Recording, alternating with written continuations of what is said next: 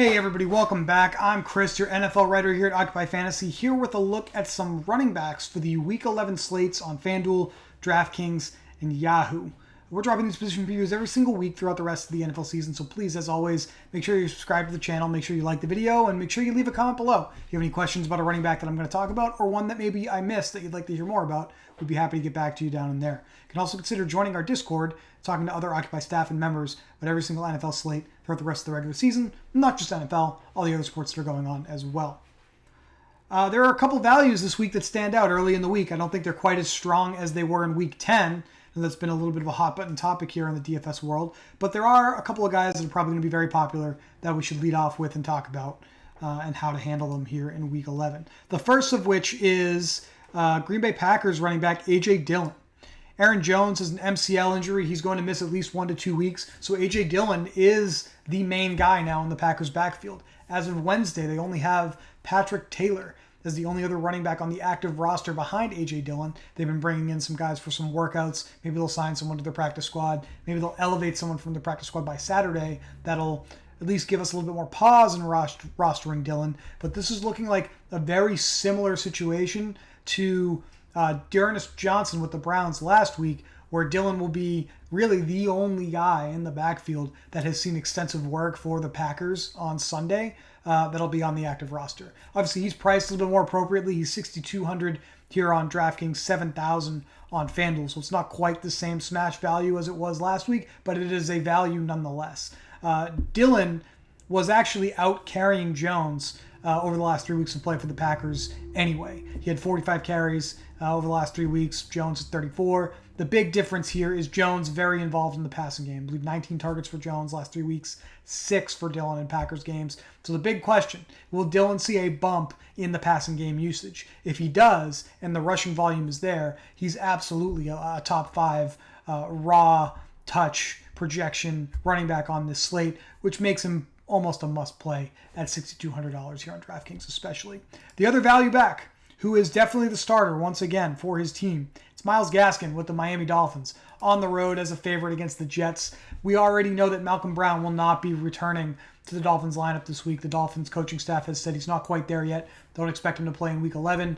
Gaskin with 65% of the carries, 11% of the targets in this Dolphins offense over the last 3 weeks of play, facing a Jets defense that is allowing the most fantasy points per game to opposing running backs, almost 12 more fantasy points per game to opposing running backs than any other defense in the league over the last 4 weeks of play. So this is a strong spot for Gaskin. Hasn't been very efficient with his touches. So he's living in this 30 yards, a game on the ground, despite seeing, 12 plus rush attempts over the last 4 weeks. That's not great. But hopefully the Jets are really sort of the antidote there and allow him to be a little bit more efficient on the ground here for Miami in a game that they should have no trouble moving the football up and down the field against this Jets defense. So Dillon and Gaskin are probably going to be two of the most popular value running backs that you'll see this week, depending on the news. Obviously, if anything shifts, we will let you know by the time the Daily Plug is published at OccupyFantasy.com on Friday. Let's talk about some of the fun running backs. The fun running backs haven't been rostered too much lately as we've been paying up at wide receiver and eating value at running back, but there are some spots this week worth talking a little bit more about. Can't go much further than this without talking about Christian McCaffrey. McCaffrey's 15 targets for the Panthers over the last 2 weeks since he rejoined the lineup lead the Panthers. Now, he will be playing with his third different quarterback in his third game back from injury. So we'll see how that shakes out. Have a hard time believing Cam Newton won't continue to use his best player pretty heavily in the offense. So Christian McCaffrey is going to be a strong play this week. The issue here is we're at ceiling prices again. $8,900 here on DraftKings, $10,000 over on FanDuel. And both Hubbard and Amir Abdullah are still playing a decent amount for the Panthers. Amir Abdullah with at least 4 targets over the last 3 weeks, mixing in a lot on passing downs. Abdullah got a lot of running work late last week because the game wasn't very close with the Cardinals. And I think everybody was watching the late window on Red Zone, saw McCaffrey was getting his legs worked on the sidelines by the athletic training staff. So got to keep an eye on his status this week. Does not look like he carries an injury designation just yet, which is good. Have to assume that now, 2 weeks removed from coming back from his injury, hopefully he'll see a bump in playing time and therefore opportunity, which would mean that this 15-point floor of fantasy points is well intact, and we may even see more than the 26 he gave us last week, because that was 26 without any yardage bonuses or any touchdowns. See if that changes here against the football team with a limited quarterback under center, I guess. Jonathan Taylor. What to do with Jonathan Taylor? Smashed again against the Jaguars last week. The numbers speak for themselves. Something about Taylor to consider. The Colts have been favored by 10 points or more, like 10 to 10.5 points, in 3 of their last 5 games. You have to go back all the way to week 6 against the Ravens to find a game that the Colts were expected to be touchdown underdogs. And in that game, of course, we had great numbers for Taylor, 34.9 DraftKings points.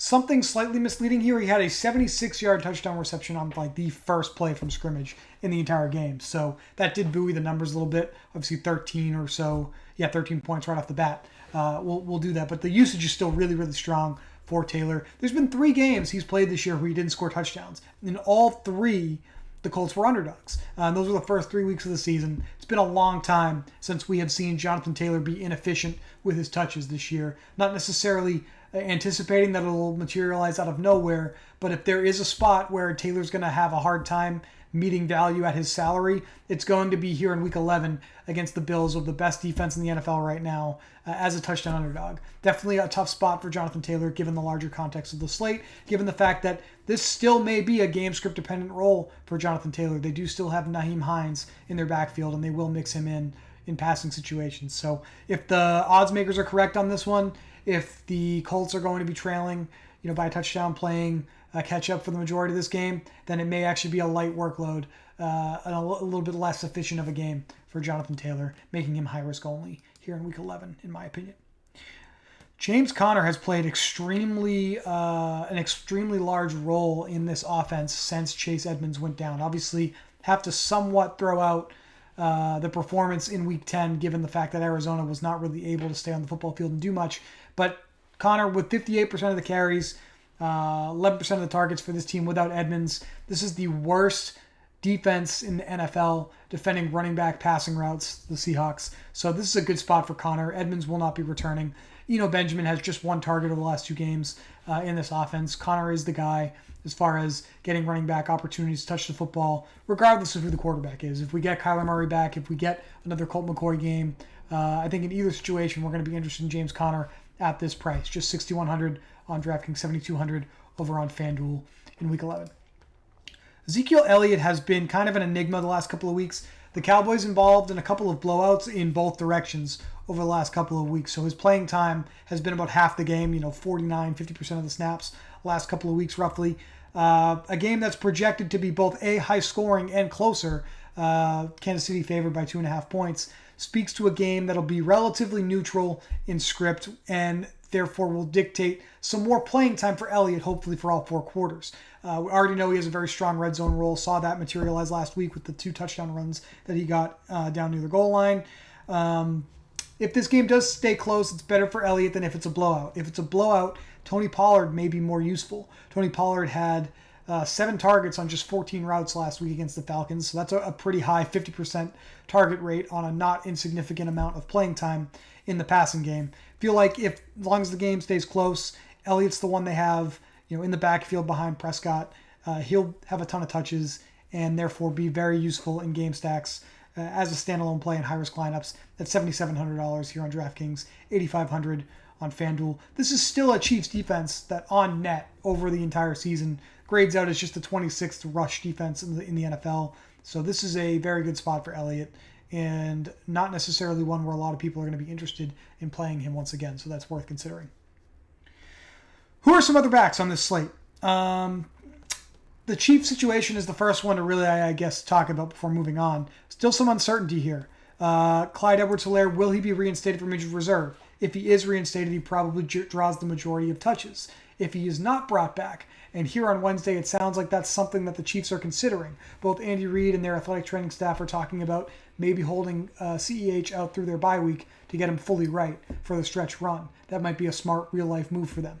If they do that, then we'll get back to having Darrell Williams as an interesting value play. $5,400 here on DraftKings, relatively affordable over on FanDuel. His role has been very good for this offense, about 58% of the carries, about 14% of the targets roughly over the last 3 weeks of play. The rush roll, 56, 57, 58% of the rushes, very similar to what CEH had before his injury. So I do think if CEH comes back this week, he'll see that. Darrell will be the secondary back with a little bit larger of a passing game role. Without CEH, probably going to consider Darrell as one of the best plays on the slate and the highest total game for a favorite offense. But we don't know what we're going to get yet there, so we can't necessarily rely on that. Keep an eye on the news and our content that we'll publish by Friday. The Daily Plug at occupyfantasy.com will clarify that for you once we know more.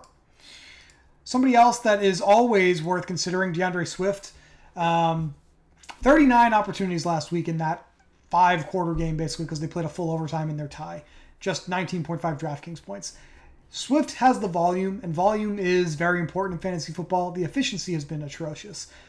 Facing a pretty tough opponent, I guess. Cleveland coming off a pretty bad game against the Patriots last week, but this is still a pretty good Browns defense, we think.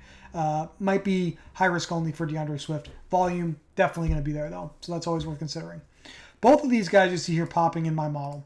D'Ernest Johnson with the Browns and Mark Ingram with the Saints. These are injury dependent. I have not yet projected either Nick Chubb or Alvin Kamara back for their offenses in Week 11 because we don't have any news that really confirms that for us. But if and when those guys are back in, both of these guys are much less attractive as plays. If Chubb and or Kamara miss, then we're going to be going back to the well and looking at D'Ernest Johnson and Mark Ingram at their relatively affordable mid-$5,000 price salaries here on DraftKings. See, D'Ernest was priced up on FanDuel about $8,000, so that will make him a little bit more of a decision. Dalvin Cook, I do like the Packers and the Vikings this week, 49.5 point total. Dalvin Cook will be an interesting part of game stacks if you like the Vikings offense. Definitely the main guy in this backfield still by far, and obviously someone worth considering as a result if you're stacking up the Vikings and the Packers. Michael Carter, a value in terms of price. Obviously Leonard Fournette playing on Monday Night Football, that's why he's hidden here. Michael Carter, 5,800 on DraftKings, 6,600 on FanDuel.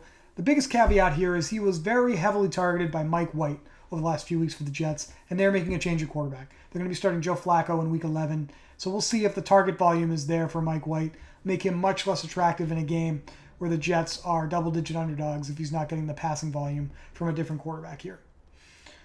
Those were the main running backs I really wanted to talk about in this video. Once again, just I guess to close it out, Dillon. Can't really project accurately the passing volume increasing. We haven't seen it, but if it does increase and he gets 6-7 targets, then he's going to come from this, fringe RB1 status on the slate to maybe like a top 5 play with those 4 or 5 added fantasy points just purely by seeing targets and turning those into receptions. I think Dillon is going to be a strong play this week. That is going to do it for this video. Appreciate you guys watching as always. Did I touch on every running back you wanted to hear more about? I probably didn't. Please leave a comment in the video below. We'd be happy to answer any questions you have about any running backs on this slate. Keep an eye out for the Daily Plug at occupyfantasy.com. It'll publish by Friday afternoon, and that is when we will go over not just our favorite running backs, but also our favorite quarterbacks, wide receivers, and tight ends, and the best way to deploy these players that we like this week in both low-risk and high-risk lineups. That's the most important part of the plug. It teaches you how to play DFS appropriately. Once again, folks, appreciate you watching. I'm Chris for Occupy, and we'll talk to you soon.